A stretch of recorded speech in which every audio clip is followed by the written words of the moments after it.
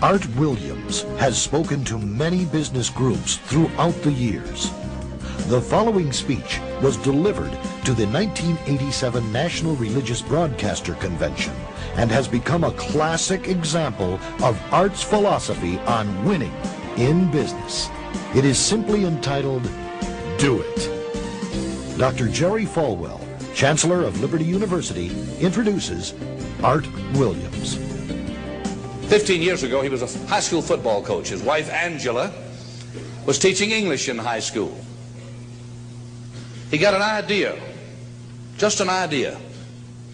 And 10 years ago, he turned that idea into a company, a concept, a practical concept. 10 years have passed. 150,000 people work for him now. Last year, he sold $77 billion worth of insurance. This year, $100 billion. That is more than Prudential and New York Life, number 1 and 2, combined in 10 years.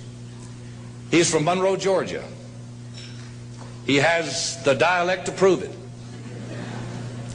He this year will sell $100 billion worth of insurance and revenues $2.5 billion. And he's just now beginning to dream, to plan, to go.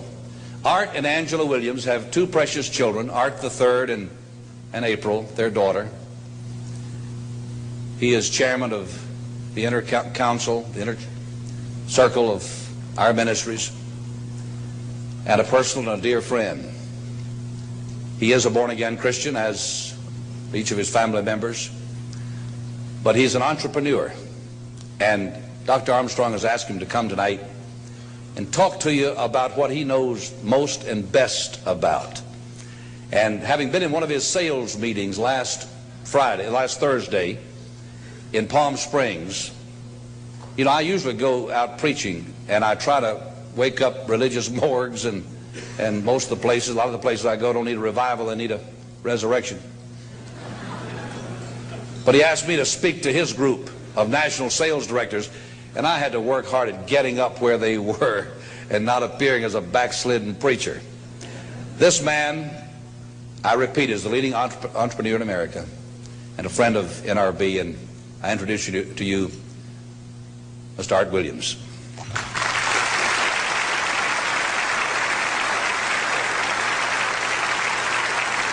Thank you. Thank you, Jerry. And I tell you, I don't know if I've been this nervous in a long time. This is the most intimidating thing that I think's ever happened to me. An old dumb South Georgia football coach speaking to a bunch of TV personalities like many of you, many great evangelists in the audience, and who put me between Falwell and Swaggart on the same night just totally blows me away. But I'll try to give it my best shot. I was asked to talk to you about how to win in business. I think it's a good subject for you to think about, because I believe business in America is in a crisis situation today. All you have to do is read the paper and every month see our trade deficit, and it's just a very depressing situation. And to speak to you about how to win in business, there's a lot of obvious things I could talk about. You first have to find a need. You've got to fill a need for a consumer out there. You've got to have a market. You've got to have somebody to sell your product or your service to. You've got to, if you really want to get big and win big, you've got to have a uniqueness. There's got to be something a little bit different from you than all of the competition out there.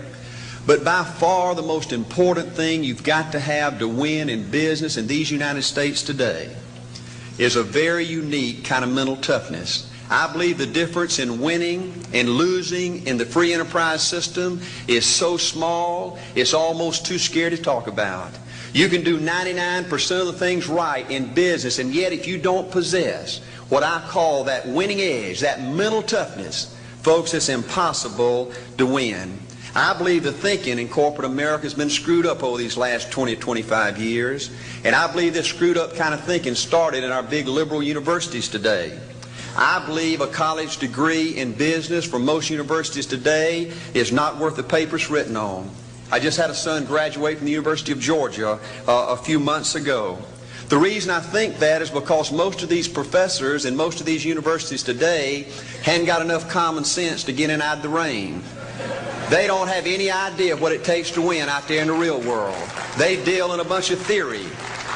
These people have tried to fill up corporate America with this kind of thinking. These are the special people. If you're born rich, if you're born on the right side of the track, they rule you, the privileged class in America. If you're born poor from an average, ordinary background like I came from, they say you're supposed to give up all your big dreams and all your big ambitions and all your big hope. If you have a high IQ, they rule you brilliant. If you have an average IQ like me, they say you ought to drive a truck or be a janitor. Well, bull. Hey, that ain't the way. That ain't the way it is, and that ain't the way it ever was. They ain't nobody ever designed a test, nor will they design a test that can measure the heart of a man or a woman. The things that are unique to winning in business in America today are not outside artificial things like IQs, college board scores, college degrees, and stuff like that. The key to winning in these United States is what's inside a person. It's your integrity. It's your people abilities. It's your character. I believe in developing this winning edge. I've got 10 or 12 points that I won't be able to go over with you tonight, but let me just give you a flavor of what I think you've got to do to succeed in these United States. Number one, you've got to get excited. Folks, I don't believe anybody will ever tell you anything more important than this in winning in these United States. 90+% of winning in anything you try to do in America today, you've got to be excited. People in America won't follow or believe in a negative, dull, disillusioned, frustrated, dadgum crybaby. People want people that are positive and excited and enthusiastic and tough. The greatest definition I ever heard, I thought about this 10 million times when I wanted to quit along the way of a winner. This guy said almost everybody in America can stay excited for 2 or 3 months. A few people can stay excited for 2 or 3 years. But a winner will stay excited for 30 years or ever how long it takes to win. Another key to building this winning edge and this mental toughness is you got to become a dreamer again. You know, I'm a Methodist, and we just changed ministers a few weeks ago, and our new minister came in, and the church was just packed. And the first thing he said, well, it looks like everybody came out to see the monkey perform. And the second thing out of his mouth, he said, for a church to be a great church, you got to have a dream. If you don't have a dream, you're dead. And boy, I sat up and I said, man, me and this guy are going to get along good because he knows what he's talking about. See, folks, I believe in order to win, you got to feel good about yourself. When I was coaching football for 7 years back in Georgia, and I had a paddle in my coaching office, and it was about this thick and this long. And in the fat end, I had little holes bored in it so you could really get some speed and blister their little butt, you know, when they misbehaved. And I had a rule on my football team that if any kid said, I can't, if any football player heard one of my football players said, I can't, he got to bring him in the coach's office and give him 3 licks. And it took me about a month to get all that thinking out of my players every year, you know, and I'd have football players knock on my door at recess and at lunch and after school. And he said, Coach, he said it. Coach, he said it.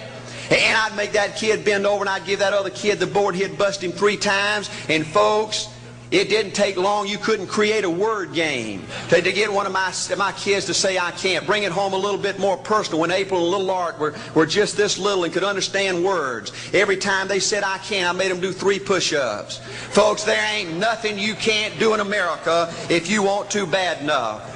Another key in building this winning edge is, folks, you got to stand for something. People in America, the good people in America, are fed up with these dadgum fence sitters and mealy mouths.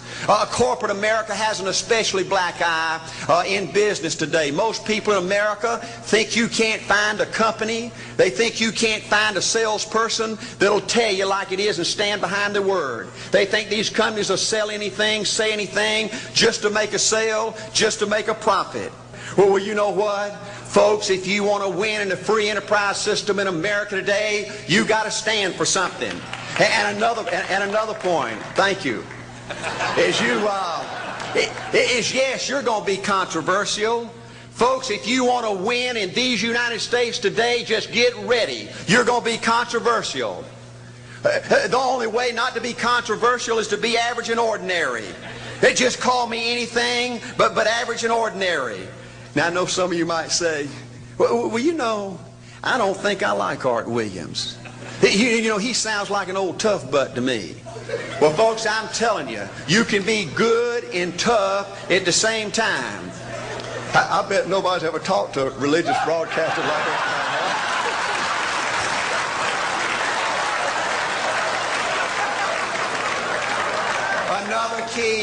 Another key to developing this winning attitude that'll give you a chance to do something great in American business is, folks, you've got to make a total commitment to what you're about. Do you know almost the American people have lost their toughness? They've lost their ability to make a commitment. See, folks, in trying to win in business, you're just going to have so many false starts. You think you get it going time after time, and you just get knocked back to ground zero, and it's your ability to compete, to pick yourself up off the mat one more time, to go for it one more time, that's going to determine success or failure. You know, we've got a divorce rate in America some 50% right now.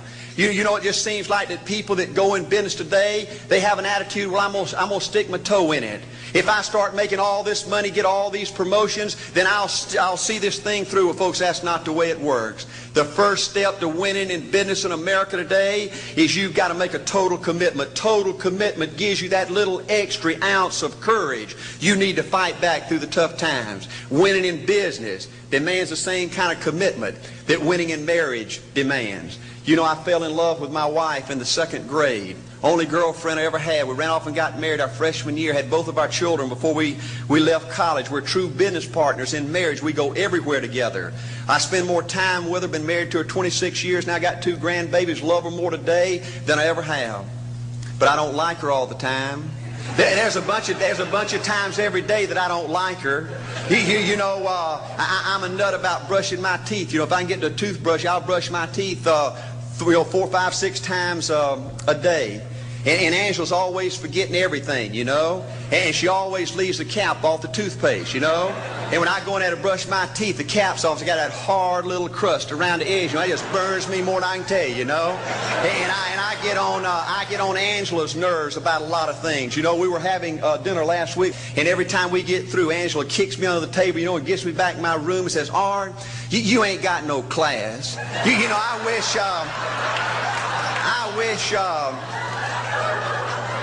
wish, Art, you could learn to eat with your mouth closed, you know.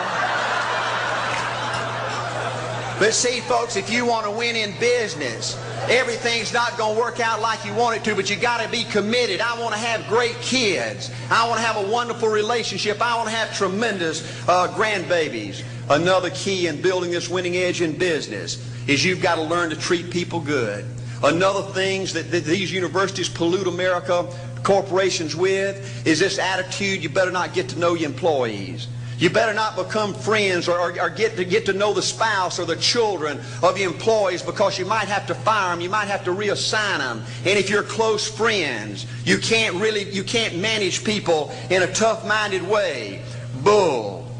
Folks, the only way to manage people and get the most out of people is treat them good. Learn to love them and care about them. Yes, it hurts from time to time, but it's the only way. You know, everybody you work with in business, you've got to look at them and pretend there's a flashing sign on their chest. And everybody's asking you, make me feel special. Make me feel important. Say something good to me. I want to be somebody. Another key of winning in business in America today is, folks, you've got to establish the right kind of priorities. First company I went with 15 years ago was ITT. When I was out there struggling, dying every day, wanting to quit and go back in coaching 1,000 times, my first heroes in this business were vice presidents at ITT making $40,000 or $50,000 a year. And I said, man, if I could ever get to be that kind of person, it'd be a dream come true. I couldn't want any more out of life. A few years later, I earned the right to get promotions to that level and found so many of my heroes in business, their personal lives were a disaster. They were alcoholics and divorced 3 and 4 and 5 times. I just read an article by the author of In Search of Excellence, and I saw where he says, I can't find evidence of any successful business person in America that's not tunnel vision, that just doesn't give everything to business. Folks, I said back then, 15 years ago, that if that's the price you've got to pay to win in business, it's not worth it. 15 years later, a multimillionaire, Folks, I can stand and preach to you that you can't separate your personal life from your business life. God's got to come first. Your family's got to come second.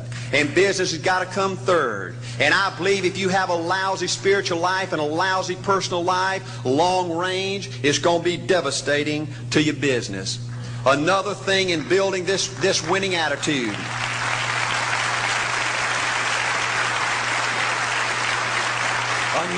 Another thing in building this winning attitude in business. I see tall people make it big in business and short people, dumb people and smart people, fat people and skinny people. But if you cut open the winners in business, I see a heart of a champion. And all these people are competitors and they don't quit.